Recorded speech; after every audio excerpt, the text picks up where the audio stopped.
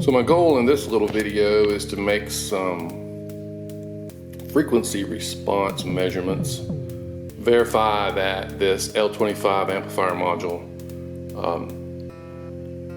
is actually able to create all the frequencies in the audio range.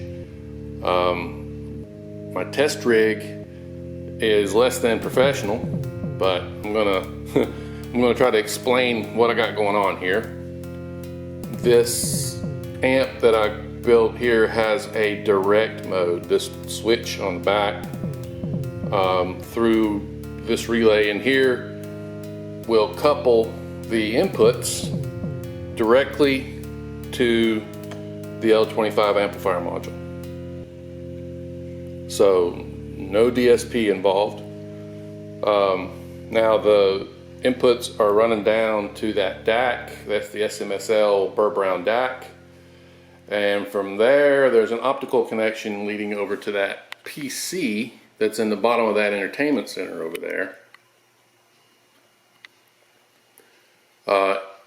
Running on it is Amazon Music, and I've got it on this thing called Bunker Analog Stereo Test. And in here we have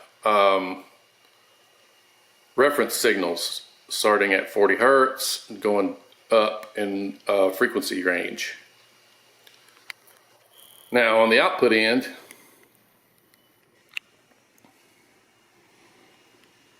I have this rig here that's running over to, coming out of the speaker terminal, right? And it's running over here to, it's running over here to the test probe. So here's the probe of the scope on the positive end and the ground on the negative end. This is a 4 ohm 100 watt resistor, and they're soldered together. So it makes an 8 ohm, 200 watt 8 ohm load. The scope is over there. It's a Hantek. I need to probably do a little more research on the bit depth of that Hantek scope, of the A to D converter, to see how many bits it's got. I'm not sure. I think it's a 20 megahertz max sample rate.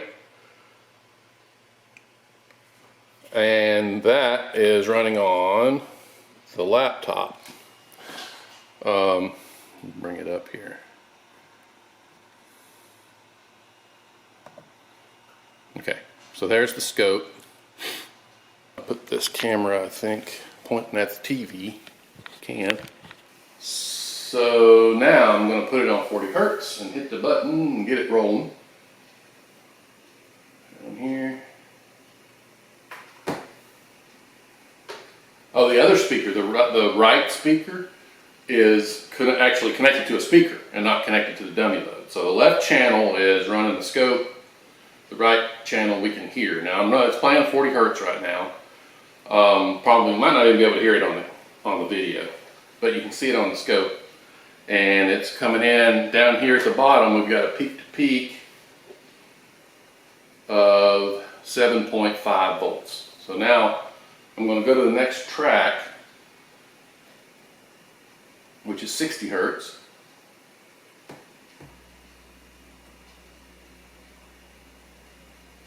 What was it, 7.5? I want to stay around 7.5 to 7.6 volts.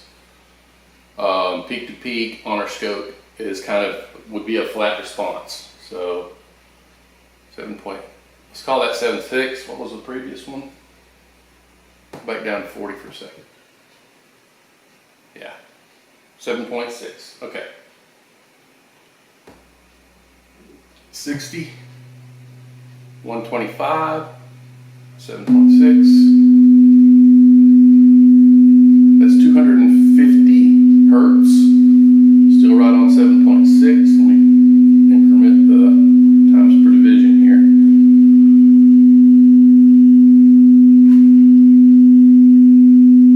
It's a pretty good looking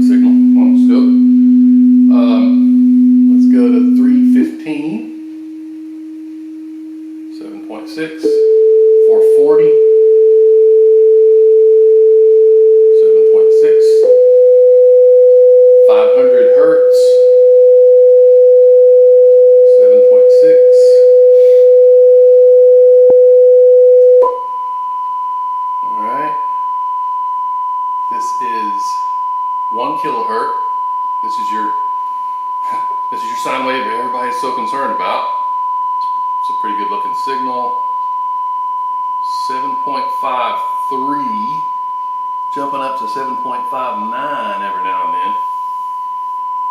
Alright, next signal is 2 kilohertz. 7.53. 10 kilohertz. 7.6, pretty close, very close. 10 kilohertz. Now your camera on the video, you may have lost some of that. I'm not sure if you're going to be able to hear it on the video. I can hear it, maybe diminished a bit. But on the scope it's saying it might be down a little to 7 point. It's getting a 7.4 every now and then, so maybe we've dropped a millivolt. Now the next one is 16 kilohertz. Looks like we've dropped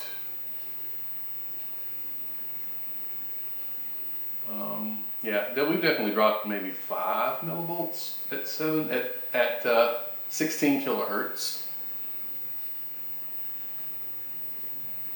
So still pretty flat, and the waveform looks good and clean.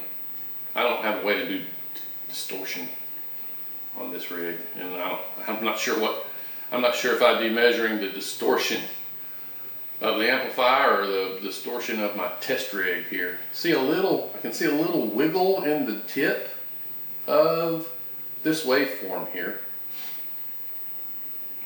Interesting. I'm not sure what that means. The next one is 20 kilohertz. And then in this waveform, we're getting a little bit of distortion.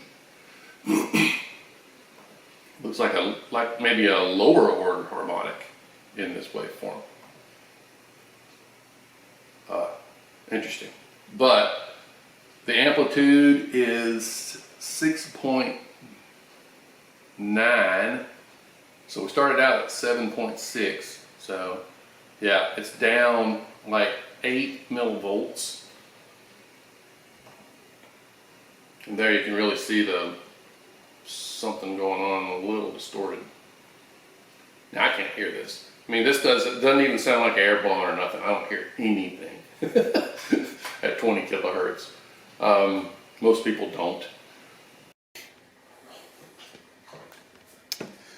I wanted to do a little follow-up video. On that last video, on the last 2 frequencies, we noticed some noise. And I didn't even think to look, but I think some of what's going on has got to do with my test environment, my test rig, my test measuring equipment. The signal is coming from that little DAC over from that PC. I've got the other scope channel tied in. I don't know if you should be able to tell, but I got it tied in to that input on the amplifier. And then here, right, the other scope probe is connected to the dummy load. And I want to show, sort of what happens when I jump around on these things and kind of show, some of the problems I'm having with my, my test rig here, my measurement capabilities.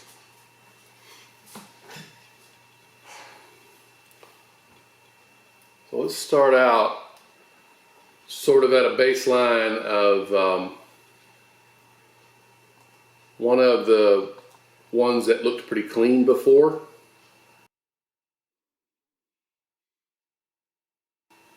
Say 4 kilohertz.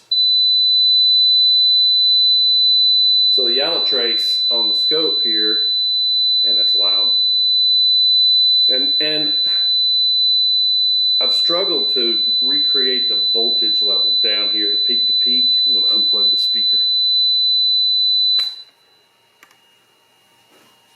See, the peak to peak was 7.6, and I'm struggling to get it to be what it was the last time I did this video. It's kind of a pain.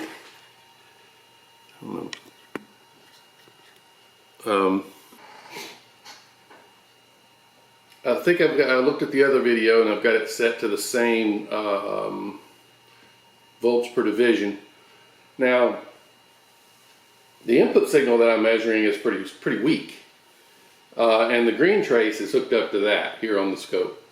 And you can see I'm set to 50 millivolts per division. So we're only looking at about 100 millivolts here. And down in those voltage levels, my equipment's not great. You know, this little Hantek oscilloscope. Well, I think it maybe is okay when it's got a pretty good voltage to signal voltage levels to look at, but when it gets down in the small stuff, it picks up a lot of noise. Or maybe there's just a lot of noise in my stuff. I don't know. It shouldn't be, because, you know, well, and I think there is some noise in this, right? Because now we've jumped to, we've gone up to the 10 kilohertz frequency. This one still looks okay, and in the last video I may not really have paid much attention, or maybe I had it set to a time domain that, we can turn this up a little. But now you can see a little bit of a wiggle in the tips. I think my point here is that I believe the wiggle that we're seeing, these wiggles that we're seeing in the signal coming from the amplifier, I think that's in my input signal. Well, I don't really know why. I don't know how to fix it necessarily. I don't have really good instrumentation. We've jumped up now to 16. Yeah. And you can see and the wiggle didn't really get much worse on that one. You can also tell when I changed so right there, look at this. I jumped from, down here on the sample rate, I jumped from 1 megahertz up to 4. When I changed that right there. And notice how the noise, there's more high frequency noise there, but that wiggle that we were seeing is kind of gone. Now we're down quite a bit on voltage, right? I think we started out at 7.6, and now we're down a good 600 millivolts. So maybe it really is. Well, I need to go back and compare my signal. Here, let's put both up. So we can put channel 2, peak to peak,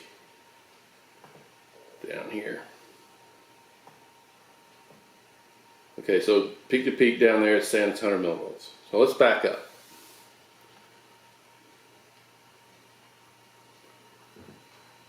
And we're now we're back to 4, right?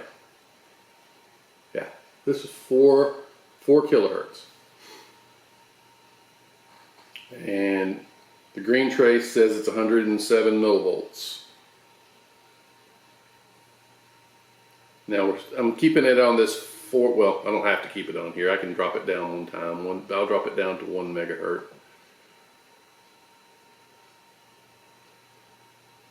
107 on the green trace, 7.5-ish on the yellow trace. Now let's bump it up.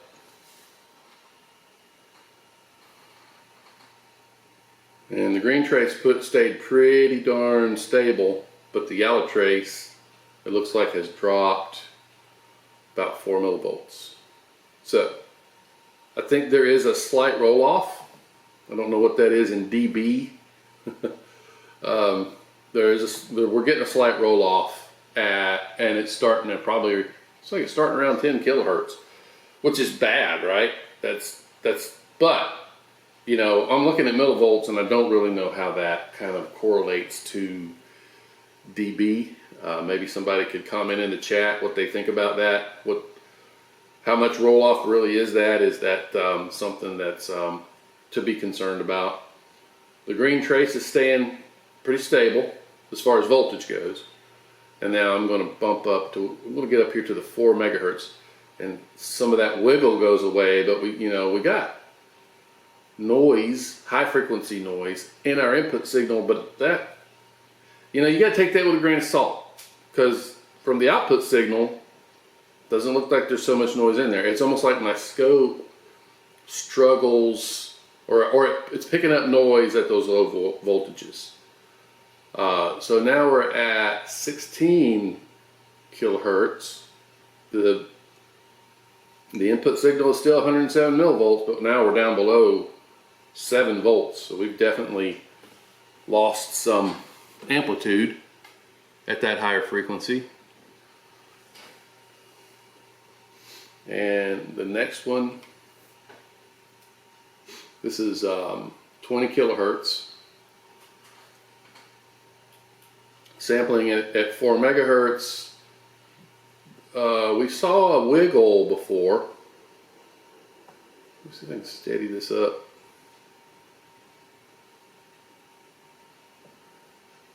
But as you can see, the wiggle, I think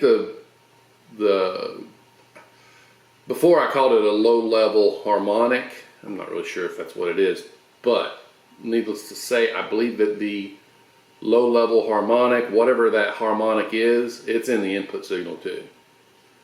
All right, I don't think it's the L25 amplifier that's creating or causing that. I think it's just amplifying it. Right, it's in my input signal. So in a way, that's good. That just basically means that my test rig has issues, and that the L25 is just amplifying the issues. But there is a roll off, I think, a bit of a roll off starting at around 10 kilohertz. That is undesirable. I just don't know if it's enough roll off to really be concerned about. I should probably also measure the other channel to make sure that it's not one amplifier module or the other, or is it consistent between both. Heck, let me see if I could just do that. I got everything going. All I got to do is switch this speaker jacks back here. Now I'm in the left channel of the amp.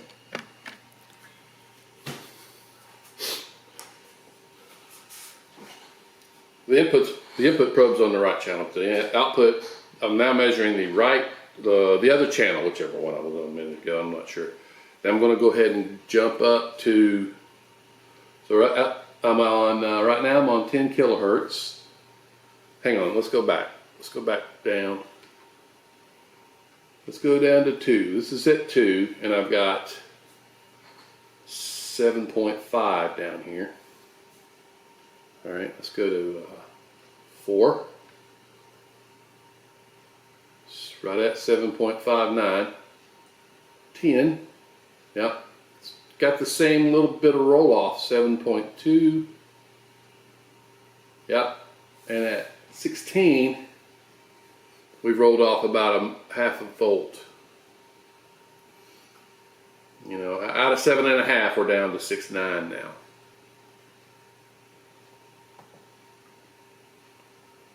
So it's that same wiggle in it, but I think the wiggle's also in the input signal. And I think some of that wiggle will go away if we jump up and get it sampling faster, right? So let me get up above 1 megahertz samples. Why can you not go to 4? There's 4. All right. And now we'll go to 20 kilohertz. Yeah, so it's the same. Both channels of this amplifier, both amplifier modules, are performing the same.